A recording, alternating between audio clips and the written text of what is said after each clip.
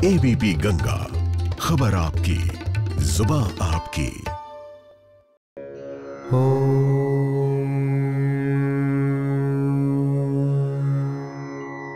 सूर्याय नमः।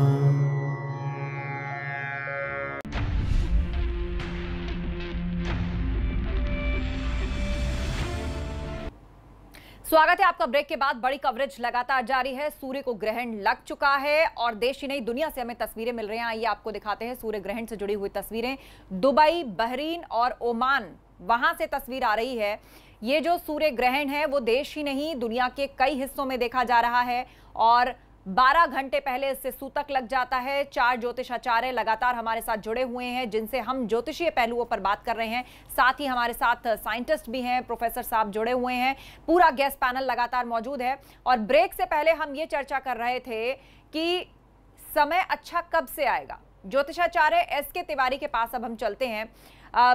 सर, आपसे यहाँ पर समझना चाहेंगे कि आने वाला समय जो है उसको कहा जा रहा है कि पीक तो अभी आएगा, अभी तो ये शुरुआत है और ज्यादातर लोगों का आकलन यही कहता है।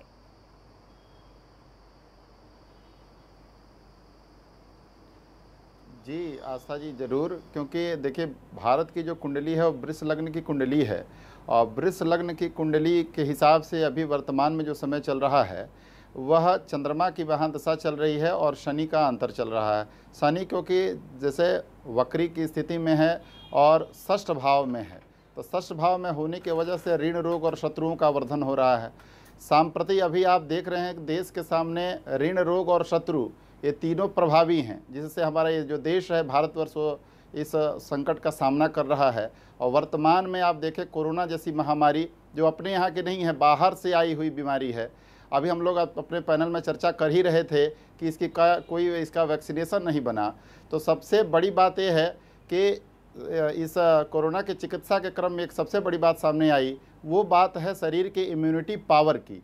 तो जब शरीर की इम्यूनिटी पावर यानी कि रोगों के जो निवारण के लिए प्रतिरोधक क्षमता है वह सूर्य के माध्यम से, चंद्रमा के माध्यम से ये आता है।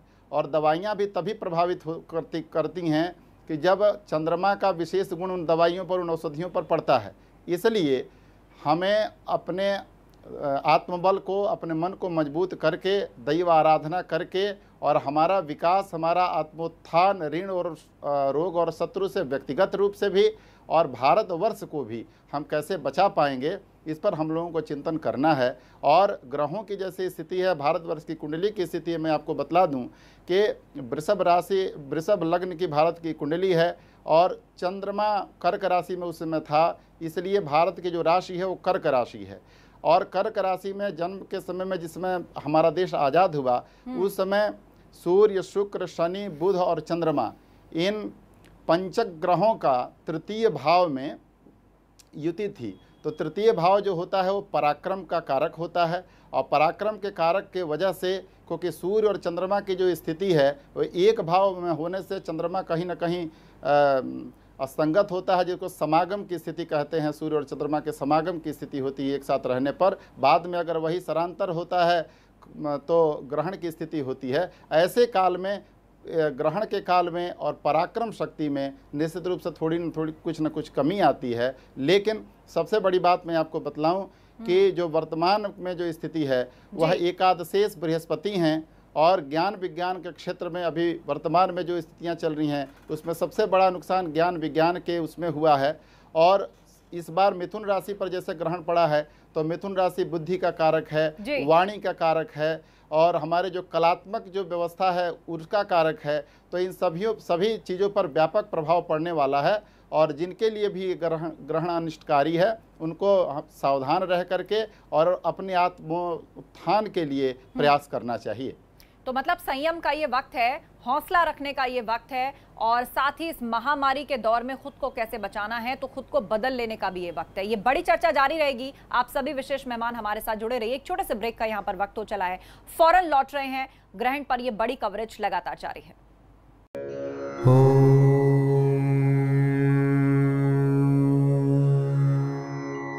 सूर्या